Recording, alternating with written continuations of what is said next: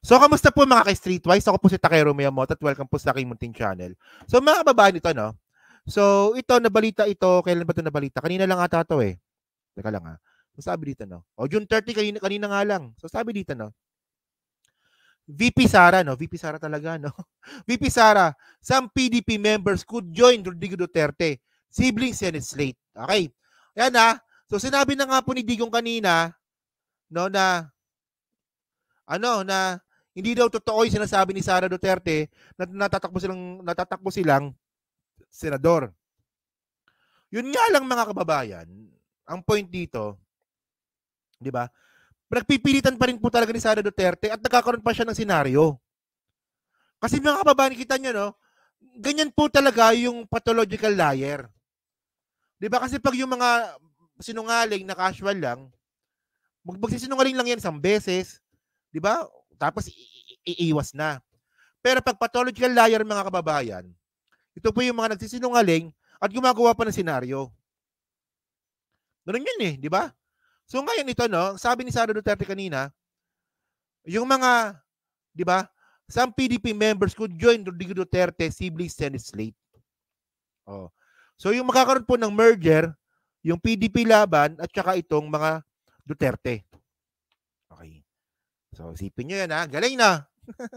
So and then mga kababayan, sabi pa dito, okay. Sabi ni Sara, when I talked to the group of former President Rodrigo Duterte, they told me that they are now preparing to run, said Duterte and Cebuano during a chance interview with reporters. No? Then I also talked to my older brother, Paulo. Di ba? He told me that he was ready to run for senator. So para mas maganda mga kababayan, may video tayo dito. So panoorin na lang natin tong video na to. No? Sige.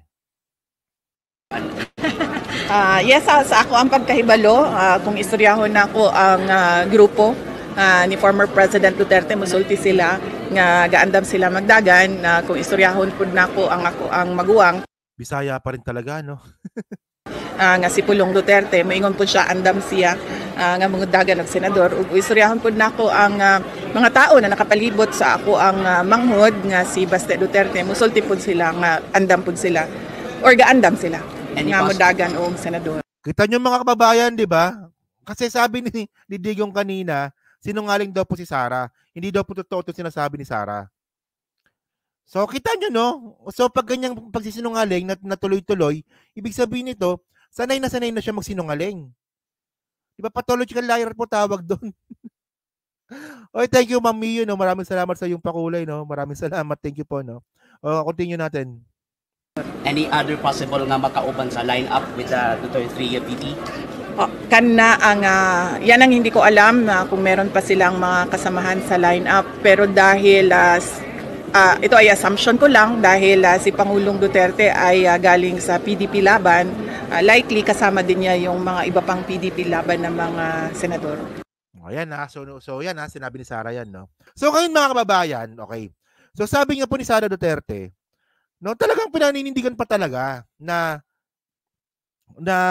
tuloy yung pagtakbo nga po ni Digong, ni Pulong, tsaka ni Baste bilang senador at makikipag-alyado po yung PDP laban sa kanila. Posible daw pong ganon. O, di ba? So ngayon mga babayan, nga sa Tokyo talaga, alam po talaga sa Tokyo. So ngayon mga babayan, ang sabi dito, okay, saan na ba tayo? Okay. Ang problema kasi dito mga kababayan, si Pulong. At si Pulong Duterte mga ka-Streetwise, mukhang aalis na po ng partido niya. Kasi ito, no, balita lang to kanina eh.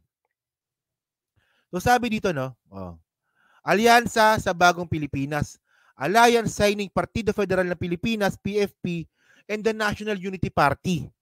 Di ba? So ngayon nagkaroon po ng alyansa kanina, yung PFP ni PBBM at saka yung NUP. At ang problema ngayon ni Pulong mga ka-Streetwise, si Pulong Duterte po ay miyembro po ng NUP. Ayan, no? NUP. From 2019 to present. So ano ba? So si Pulong pala magiging parte ng Uniteam. Pero ako di ako naniniwala doon. Mukhang si Pulong Duterte po ay aalis na po ng NUP. So ngayon mga kababayan, kasi ang point dito, itong NUP kasi mga ka-streetwise, karamihan po ng mga miyembro nito ay mga congressman, nakaalyado po ni PBBM. So una, ang alam ko si Benvenido Abante Jr., miyembro ng NUP, pati si Dan Fernandez. Alam ko NUP din 'yon. So ngayon, ang mangyayari dito, kung matutuloy talaga na tatakbong senador si Pulong, malamang aalis siya ng NUP. At kahit hindi po siya tumakbo bilang senador, at kung tatakbo po si Pulong bilang congressman, malamang aalis pa rin po yan ng NUP kasi nga po, nagkaroon na po ng alyansa sa PFP.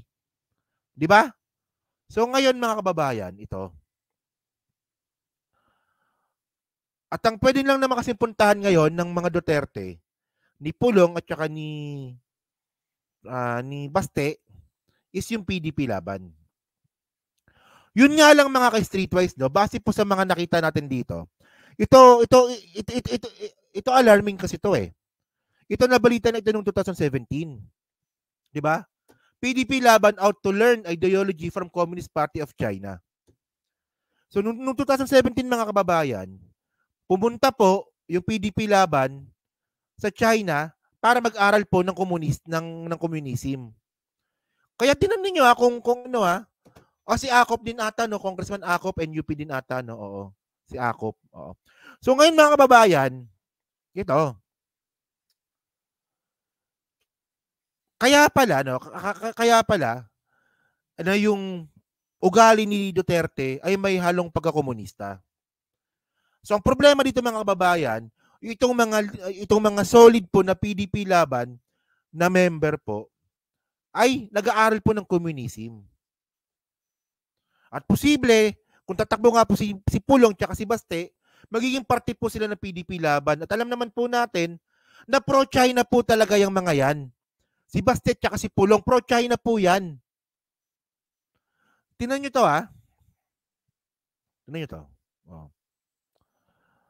President Rodrigo Duterte political party is enlisting the help, di ba, of the Communist Party of China, CPC, to train its members. So ang point dito mga kababayan, si Duterte pa talaga yung kumausap sa Communist Party ng China para ma-training po yung mga miyembro ng PDP laban.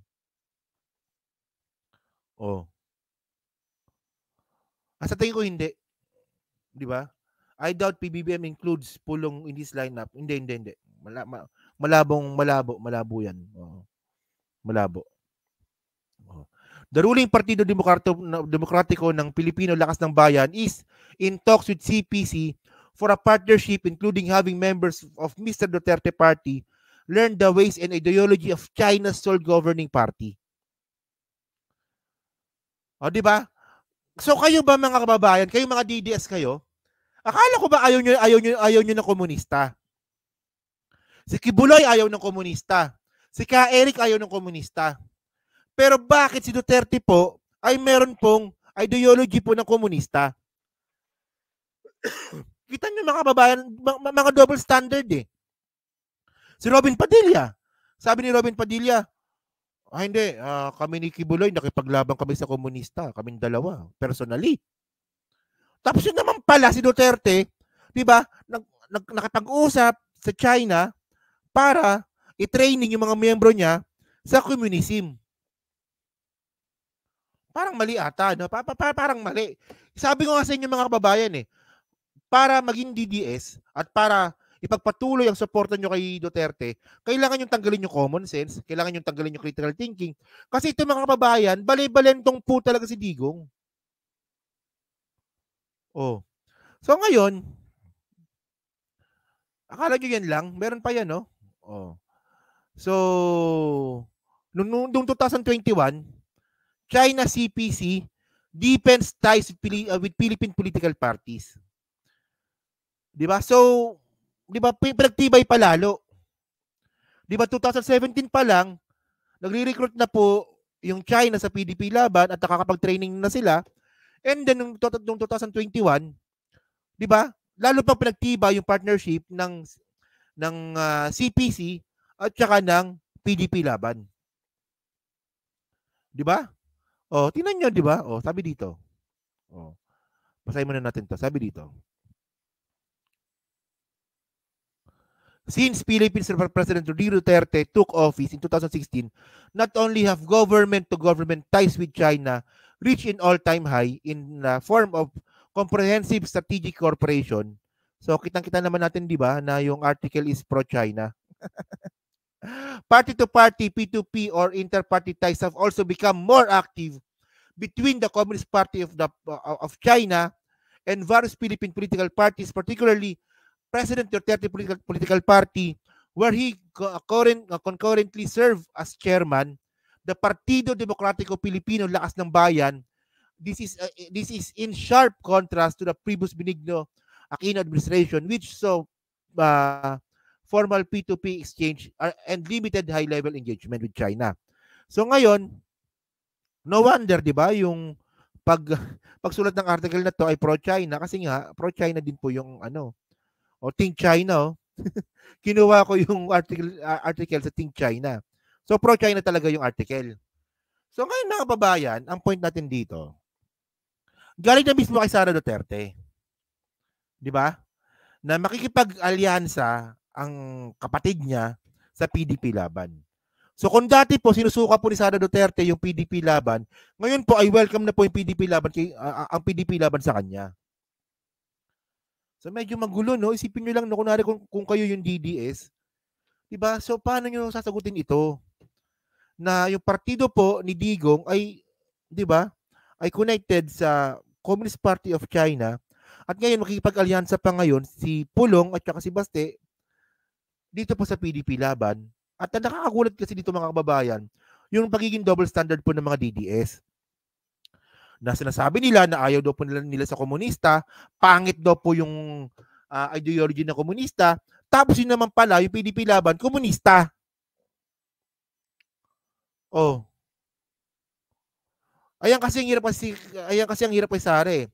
Salita ng salita na mukhang walang alam. Ako naniniwala ako mga kababayan, no? Ito, no? Biglang pumasok sa utak ko to eh. Na masyadong timing yung pag-alis po ni Sara Duterte sa DepEd Secretary. Kasi tandaan po natin mga kababayan, unang na-expose si Sara Duterte na medyo mahina po talaga yung kokote niya last year sa congressional hearing po ng budget ng DepEd. Di ba? Naalala nyo yun, di ba? Yung si Sara Duterte, hindi niya alam na mayroon palang proyekto ng free internet para sa DepEd. Di ba? Tapos yung sinasabi ni Sara Duterte na time out, di ba? Ano yun eh? Senate hearing po yun eh. Sa budget eh, ng DepEd eh. At ngayon mga kababayan, malapit na rin po ulit mangyari yon kasi po every year po nangyayari yon. So ngayon, kung kailan na nga po na malapit na po na magkaroon po ng hearing sa Congress tsaka sa Senate, dyan po sa budget po ng DepEd, bigla siya nag-resign. So medyo parang naisip ko lang no na posible na isa sa mga reason kung bakit nag-resign si Sara Duterte kasi ayaw niyang humarap sa Senate hearing sa budget kasi makikita na naman yung katangahan niya.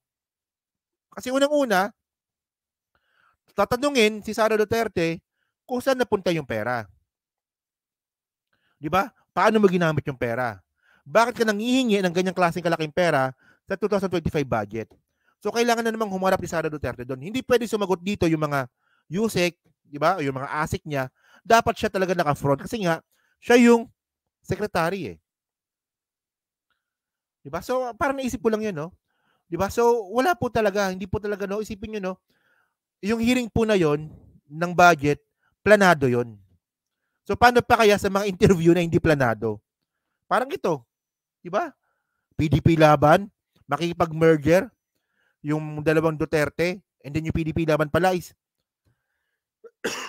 connected at nakapag-training pa ng paano maging komunista. So medyo pangit na isipin nyo no, PDP Laban, kapag naging ruling party na naman yan, posibleng, di ba, China ideology yung tuturo niyan. So ibig sabihin nun, balik na naman tayo sa Pogo. Di ba, balik na naman po tayo sa panloloko po ng China sa West Philippine Sea. Di ba? So yun mga kababayan, no? So dyan po sa 600 po na nanonood ngayon, so hindi pa po nakakapag-like, palik na lang po ng video po na to, dyan po sa Team Replays, ano nga po masabi nyo nga po dito sa 'Di ba? Si Pulong Duterte po ay magiging parte ng Uniteam. Kasi parang gano'n ang lumalabas, no? And then, dito rin po sa tie-up nga po ng PDP laban sa 2025 election sa China.